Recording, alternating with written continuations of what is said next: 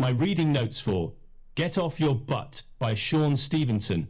Written for the active, not passive participant, this book offers an inspiring program for overcoming big bumps in the road, eliminating excuses, ending insecurities, and standing up for happiness and success in life. Based on the author's personal story, clinical training and work as a therapist, and extensive experience speaking and teaching. Get off your but shows how to overcome excuses for emotional paralysis, build self-confidence at work and at home, and achieve a higher level of success in career and relationships. I've learned that when people hide behind their limitations, they can't see anything else. What I've learned, the only thing that has ever held you back from having what you want in life is the size of your butt. Our butt is that cushy excuse that we rest on when we want to quit, when we believe that there's nothing more we can do to resolve our challenges or accomplish our goals or fix our mistakes. Does any of this sound familiar? Sure, I'd like to change, but I'm too old, too young. I'm too short, too tall. I'm too fat, too skinny. I'm not pretty, handsome enough. I'm not smart enough. I'm from a broken home. I have a learning disability. Here are just 3 examples that people who are stuck on their butts have shared with me over the years. I'd exercise and eat right, but I just don't have the time. I'd quit smoking, but I'm too stressed out. I'd ask that girl out, but what if she rejects me? How some folks can keep you on your butt. Why do some people feel the need to tear down others when they see progress being made? Short answer, we don't like to be left behind. If you get off your butt while your friends are still sitting on theirs, they fear you might drift away from them. Besides separation and humiliation, we humans don't like seeing those we love get hurt. Finally, and most likely, one of the biggest reasons people don't like to see their friends and family get off their butt is that it's a huge reminder that maybe it's time for them to do the same. Self-reflection, when placed right in front of your face, can cause feelings of discomfort. Why we sit on our butts. Most people sit on their butts for one of 3 reasons. They truly believe that their butt is holding them back. They literally can't move getting off there, but is too big a risk. It's easier to be in the unhappy state they're used to than to take the chance to be happy. The thinking goes like this. You know that if you don't study for the test, you are more than likely to fail it. Yet, if you study hard, you still 3. Aren't guaranteed an A. Some people would rather stay stuck on their butts, addicted to the certainty of failure, than risk the possibility of disappointment. They're mired in a mixture of reasons 1 and 2. They're partially hypnotized into believing that their butt will forever hold them back. Plus, they find it easier to keep the status quo than to see what would happen if they tried to change it. You know what? None of this is true. Get off your butt now. This book is organized into 6 lessons designed to help you get off your butt. Please read them in order. I've arranged them this way to give you a great foundation. You will need what I call a Get Off Your Butt Now journal for your written responses. Lesson 1. Start connecting. Communication is merely an exchange of information, but connection is an exchange of our humanity. Communication without connection had actually drained them of energy. We can talk to others and ourselves all we want, and never get anywhere. It's the act of truly connecting, not only with other human beings, but with yourself, that is step 1 in getting yourself off your butt. Why should we have to connect? The butts that hold us back from connecting with our fellow earthlings keep our souls in the dark. Because it's impossible to do harm to anyone with whom we feel truly connected. Malice cannot coexist with connection. Even if we try to entertain the thought of hurting someone we're truly connected with, we immediately recoil, horrified at the mere idea. But people hurt the ones they love all the time. How can they do this? Simple. Their connection with the person is somehow broken. How we can tell when we're connected. Connection comes into being the moment that one individual feels that another genuinely cares about him or her.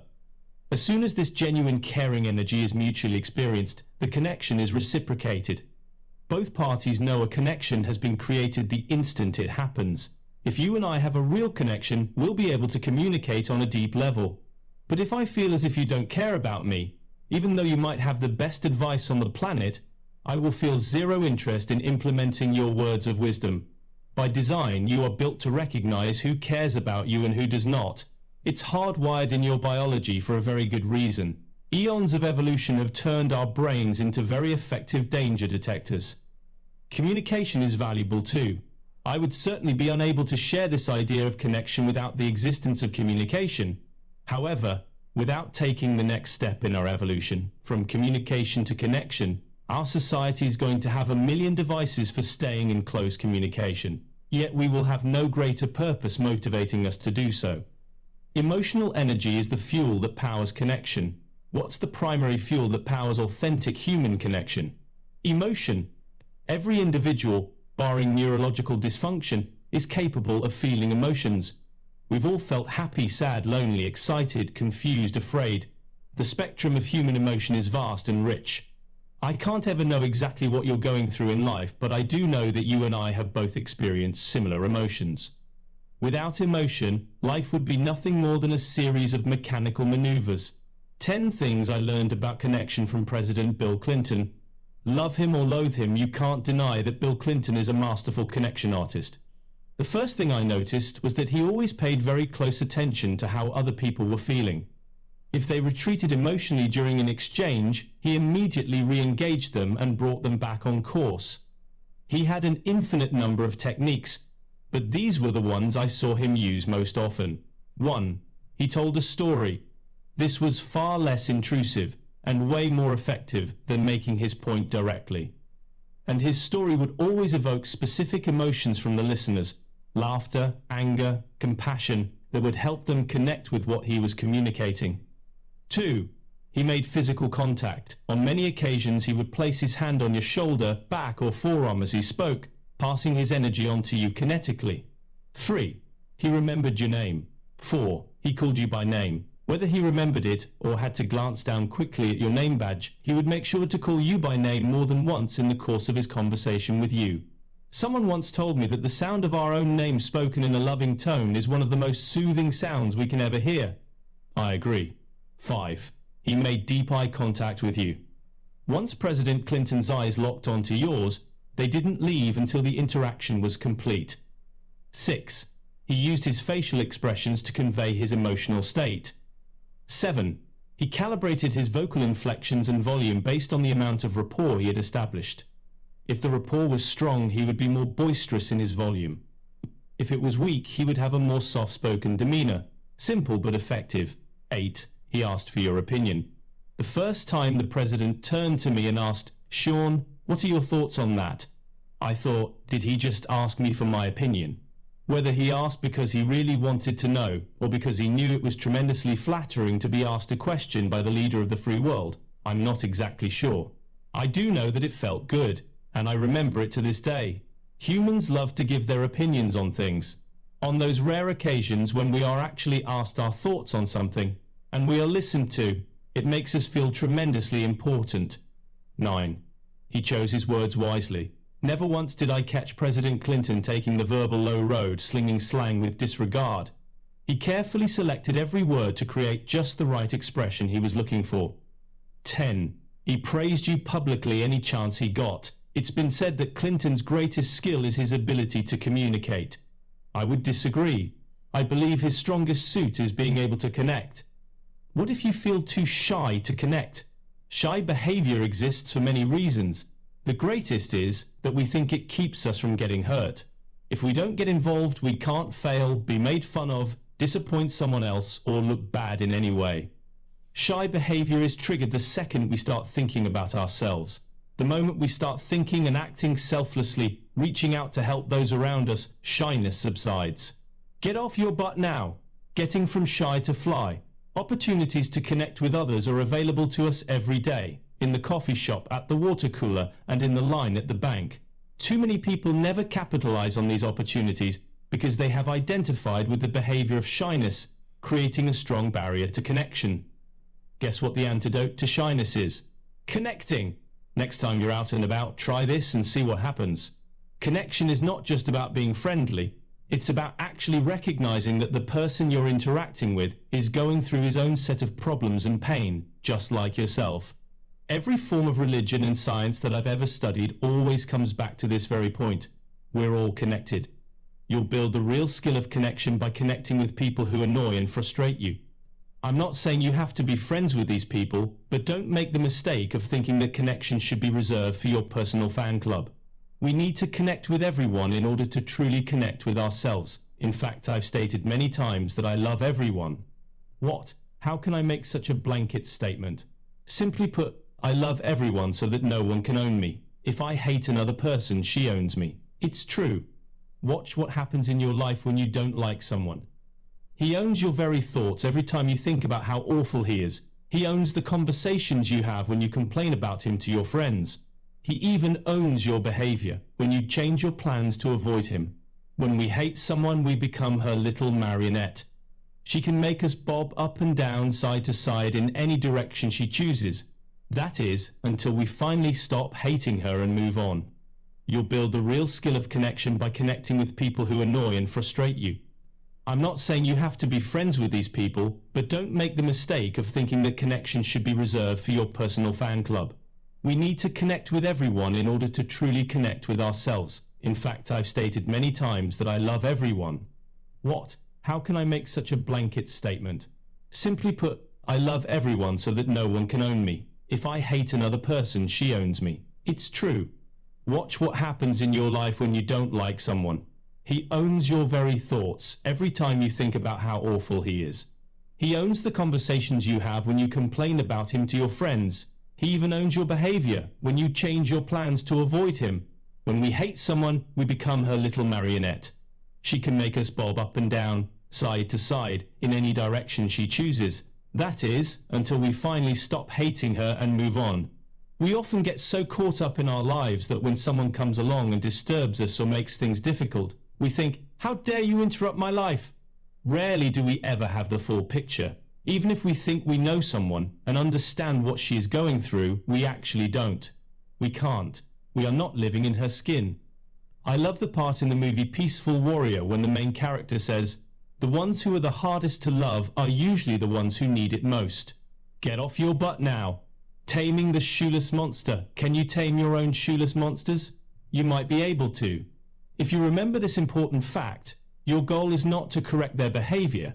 It's to help them out of the bear trap their mind and heart are stuck in. This won't be easy, but it certainly will be worth it. 1. Make a list. In your get off your butt now. Journal. Write down the names of all the people you have to deal with regularly who are annoying, selfish, rude, or obnoxious, or who exhibit any other destructive behaviors. 2. Take an honest look. To what extent are you simply being judgmental? Are you quite possibly projecting your issues onto them when they might have no issue at all? If that's not the case, and you are really sure that your shoeless monster is destructive, go on to step 3. 3. Discover what's behind their behavior. This isn't a license for you to pry into their private business or to tell them that their behavior sucks. It is a license for you to show them that you care about them. Help them understand that you have no clue as to what they're going through, but that if they ever need to talk, you'll be there for them with no judgment. Commonality, I knew, is imperative for connection. We like people who are like us. We feel disconnected from anyone whose life seems drastically different from ours. Looks, money, age, race, religion, intelligence, education. These are all elements that can make us feel different from others. Sean Stephenson, with a foreword by Anthony Robbins. Get off your butt, how to end self-sabotage, and stand up for yourself. My reading notes for Get Off Your Butt by Sean Stephenson. Written for the active, not passive participant, this book offers an inspiring program for overcoming big bumps in the road, eliminating excuses, ending insecurities, and standing up for happiness and success in life. Based on the author's personal story, clinical training and work as a therapist, and extensive experience speaking and teaching, Get Off Your Butt shows how to overcome excuses for emotional paralysis, build self-confidence at work and at home, and achieve a higher level of success in career and relationships. Get off your butt now. Vulnerability, the glue of connection. The most effective way to find common ground is by sharing our vulnerabilities. As hard as we work at maintaining an appearance of having it all together, we actually connect best in those moments when we admit we don't. Trying to appear perfect and superior kills connection. Think about it. When was the last time you heard someone talk on and on about his accomplishments and strengths and you ended up feeling closer to him? Never. We bond through our imperfections and shortcomings. Authenticity and vulnerability are the glue of connection. So let's make some glue, shall we? 1. In your journal, make a list of 10 things that are slightly embarrassing about yourself that no one would ever guess about you. The more ironic, the better. Here are some examples. Even though I'm an accountant, I must use a calculator for basic math. I'm a nutritional coach, yet sometimes I crave Spam and Cheetos. I'm an author, but I don't like to read. 2. When appropriate, at a dinner party, not a job interview, share some of the items from your list. These insights into your authentic self are pure gold to share with people whom you want to connect with. They show that you're not pretending to be someone you're not. 3. When you find yourself in a group of disparate individuals, you can bring the group together by doing a little detective work to find out what everyone has in common. Share your own interests. You'll be surprised how quickly the group relaxes and connections start forming. Connecting through conversational ping pong. Have you ever been in a conversation with someone who was painfully boring and seemed to drone on forever? If you want to master the art of connection through conversation, just remember to play verbal ping pong. I love to talk, so I have to check in with myself all the time. Sean, has the ball been on their side of the table much during this conversation? If the answer is no, I quickly say that I've been going on about myself, but I really want to catch up on what's happening with them. You can't fake it though. Talking for an hour straight about your life and ending with, "Gotta go, by the way, how are you?" is not going to cut it. Neither is asking them a bunch of questions about their life but not sharing anything about yourself. In order for people to feel connected to you, they need to know how you're doing, what you're up to, and how you've been feeling. If you hide behind a battery of questions, a person may feel as if you care about him, but he will have nothing invested in you. I often hear people say, "I do all this connection stuff, but I'm just too busy." We all fall prey to the idea that we don't have enough time, yet time is the only commodity that we've all been given an equal amount of. The excuse of not having time is never really about time. It's about priorities. If you don't set making connections as a high priority, you'll never feel that there's time for it. Ironically, when you don't spend a little extra time connecting with your friends, family, lovers, and colleagues, you'll end up spending tons of time on the back end repairing hurt feelings and enduring endless amounts of drama. We can't procrastinate when it comes to making connections. When we see the window of opportunity, we must reach out and connect. No buts about it. In fact, I believe we put ourselves in real danger when we refuse to connect with others. I've read that doctors who don't connect with their patients on a personal level are far more prone to being sued for malpractice, even if they didn't do anything medically wrong. This is because the second a patient has a pain or complication, he'll find it easier and more natural to think that it must have been caused by the doctor who didn't really care about him. Get off your butt!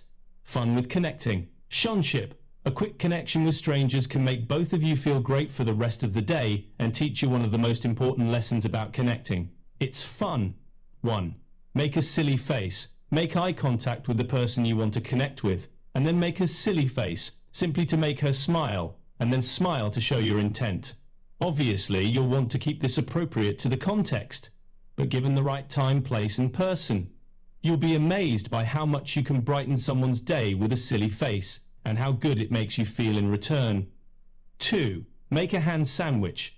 Next time you're introduced to someone who reaches out to shake your hand, place both of your hands comfortably around his, making a nice hand sandwich. Look deep into his eyes, smile, nod, and say, "It's a pleasure to meet you."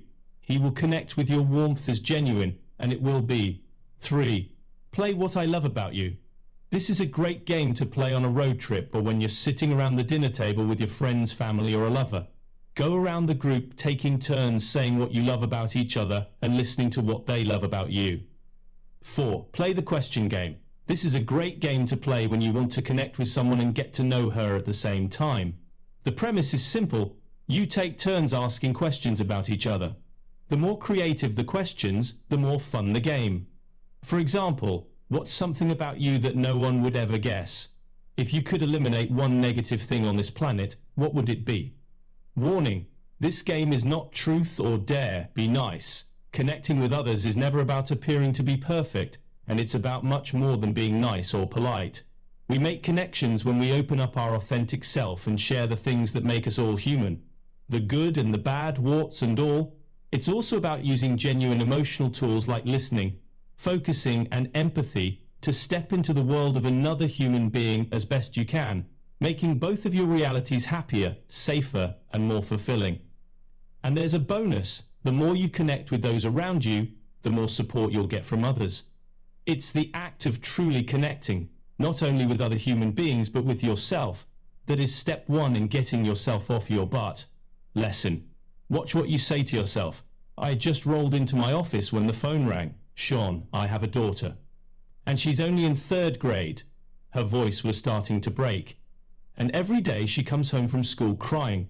Why? She was born with a rare condition where her fingers were grown together at birth and her hands are webbed like a frog's. Her classmates call her weird. Her voice trembled on the verge of tears. Is there anything I can say or do to make her feel good about herself?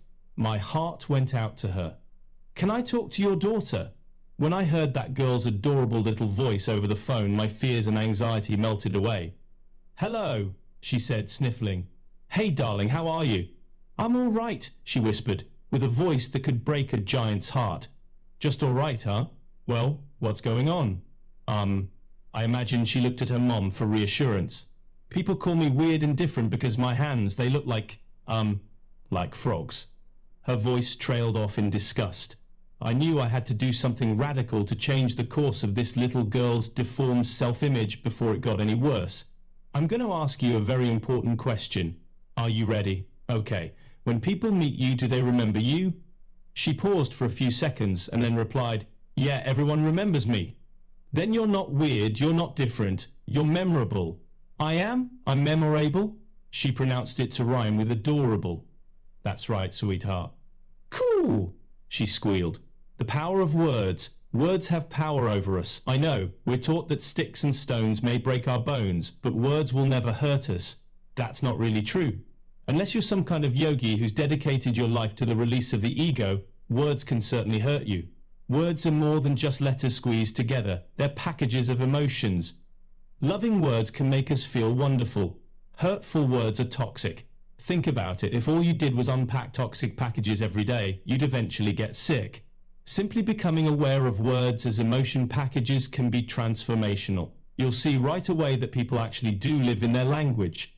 Positive people use positive and uplifting words. You look great. Negative people choose negative and cynical words. You'll never get that job. Why try? People who feel victimized only use the vocabulary of victims. I never get what I want. People who are always sick talk only of their sickness. I'm just not doing very well. People who are extremely gracious speak only of their gratitude. I'm so glad you were able to come today. It's no coincidence that good words make us feel good and that hurtful or angry words make us feel bad. There is a 100% correlation between the words we choose and how we feel. Get off your butt. Pay attention to words. For the next 24 hours, I want you to pay close attention to the word choices of everyone around you. More specifically, listen to the language they use to describe their feelings. I feel like I'm trapped. Their life. I'm just hanging on by a thread. How their day is going. Same crap, different day. The people in their life. My father is an idiot. Their future and their past. I'm going nowhere fast. I'm betting you'll notice something right away. Very happy people use a happy vocabulary, and those who are always angry use an angry vocabulary. Once you've observed people's language, even for one day, it will give you a refreshing awakening to the concept that we live in our language. Weeks had passed since I'd spoken to the little girl with the webbed fingers. I had traveled to 6 states and seen thousands of people, and from time to time I wondered how she was doing. Then her mother phoned again. Sean, Sean, Sean, you're never going to believe this. She was shouting, excited and out of breath. Calm down and tell me what's going on. My daughter is so confident now. That's great. What happened? I asked. She marched into school and went up to all of her classmates who were making fun of her and said, I'm not weird. I'm not different. I'm memorable. And you're going to remember me for the rest of your life. Ha! I can't thank you enough, Sean. My little angel is free to be herself. Words can heal and words can kill. Words hold the power to destroy, but they also hold the power to create. This is because words do more than define our experiences. In many cases, they actually create them. That's right. Don't say anything at all. Most of us only think of that phrase in terms of how we talk to others. But what about how we talk to ourselves? If we say something nice to ourselves, it can be wonderful, encouraging, uplifting. And if we say something negative or critical or depressing to ourselves, it can be absolutely devastating. What about that little voice that lives inside all of us? It's constantly talking to us. During the day, it chatters in the background, making us feel insecure or sad.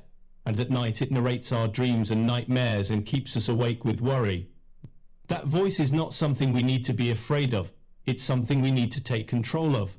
I have found that most people never deal with their inner voice until it gets too loud and starts acting disrespectful or to escape this internal turmoil. We often numb ourselves into oblivion by overeating, watching too much TV, having impersonal sex, drinking too much alcohol, using drugs. The list goes on. For some people, the inner voice gets so hurtful that they believe that the only way they can shut it off is by taking their own life. This is not the outcome I want for you or anyone else in the world. Like good parents of demanding 2-year-olds, we need to take control and start parenting our inner voice. If we catch ourselves saying mean things to ourselves, "You're too fat," no one will ever love you, "You can't do anything right," we have to intervene and say, "I'm sorry. I didn't mean that." We must respect ourselves. Practice talking to yourself the way you would talk to a best friend, a mentor, or someone you really look up to. Trust me, life will place plenty of obstacles in your path that you can't afford to be one of them yourself. Be your own best friend. I've been fascinated with self-talk ever since I became a therapist. It's a dialogue that we rarely listen to consciously. Why? Maybe because we're too distracted by ourselves, being critical and negative about who we are and what we're doing. Meanwhile, our own inner voice is doing a hatchet job on us. It's true. If you talk to your friends the way you talk to yourself, you probably wouldn't have any friends. I have worked with enough people to know for sure that we are harder on ourselves and meaner than we are to anyone else. It's silly to worry about what others might be saying and thinking about you.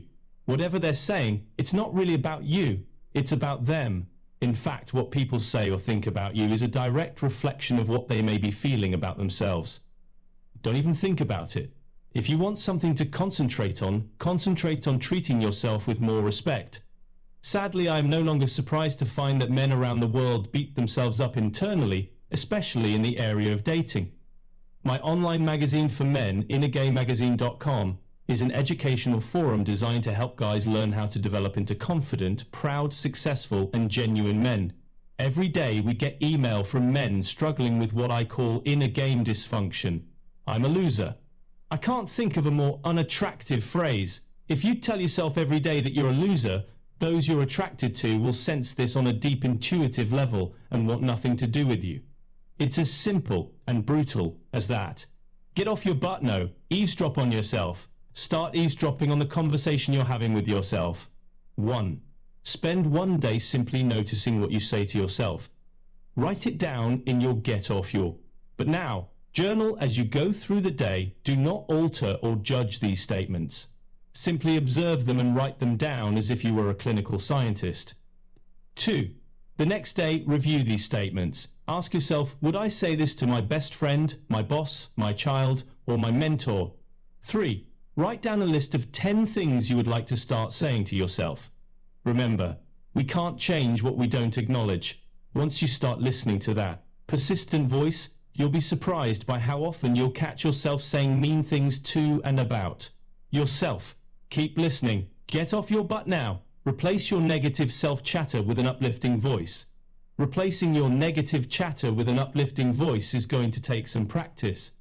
Here's a successful activity I do whenever I'm stuck in a negative self-talk loop. 1. Take 3 deep breaths in through your nose and let them out through your mouth as slowly as possible. Think only about your breathing. Visualize the air coming into your lungs as a soothing color and returning out through your mouth as an even brighter and more soothing color. Even if this all sounds a bit new age, woo-woo, do it anyway. 2. Pick one word or phrase that lifts you up, something that empowers you. A phrase that makes you feel that you are unstoppable and the most loved person on this planet. For me, that phrase is I am infinite. 3. Visualize an image that correlates with your empowering phrase and really see it. Make it even bigger and brighter in the movie screen in your mind. 4. You should already be in a better state of mind than you were before you started this exercise, so this is a good time to have a heart-to-heart discussion with yourself. Tell yourself all the empowering things you need to hear, words you wish your family, friends, co-workers and lovers would say to you. Most negative self-talk centers around 3 specific language patterns I call the but triple threat. But fears, but excuses, but insecurities. Dealing with your but fears. Have you ever noticed that whenever you find yourself in a new situation and you're not certain of the outcome, it feels natural to be afraid? Your heart starts to race, your stomach does acrobatics, and you begin sweating in places you didn't even know you had. That's also when your negative self-talk often kicks in. But what if I fail? But what if I look bad? But what if I disappoint everyone? Just about any phrase that starts off with, but what if, is simply fear attempting to work its way into your life. This acronym has been used so much it's a cliche, but cliches are cliches because they tend to be true. So here it is again. Fear is false experiences appearing real. That's all it is. Think about it. How many of the things you've been afraid of in your life have come to pass? Not many, if any, right? It's purely a waste of your time and energy and emotion to worry, but what if? Instead, step in and ask yourself these questions. What if my fear is wrong? Who says this fear is true? What if the best case scenario plays out instead of my worst case fear? This young woman had grown up in a household where her mom was always worried that something bad could happen. Once we started tweaking her, but what if? Fears, her reality shifted. I explained that every time she had a fearful thought, she should stop and ask herself these 4 questions. 1. What would happen if that did happen? 2. What wouldn't happen if that did happen? 3. What would happen if this didn't happen? 4. What wouldn't happen if this didn't happen? When you order your mind to stop obsessing on the worst case scenario and put it to work finding alternative outcomes, it gets distracted. I use this formula every time I find myself frozen in a romantic dating scenario. If I'm at a dance club or bookstore and I see a young woman I want to approach, yet my brain produces a but what if fear, I immediately step in and scramble the pattern so that I can get unstuck. Only then am I able to relax and be myself. We're so afraid of looking bad that we forget no one's looking at us. Just like you, other people are looking at who's looking at them. Bottom line, but what if? Fears are a complete waste of your time. 9 times out of 10, whatever you're afraid of is not dangerous or life-threatening. In fact, it's probably not even real.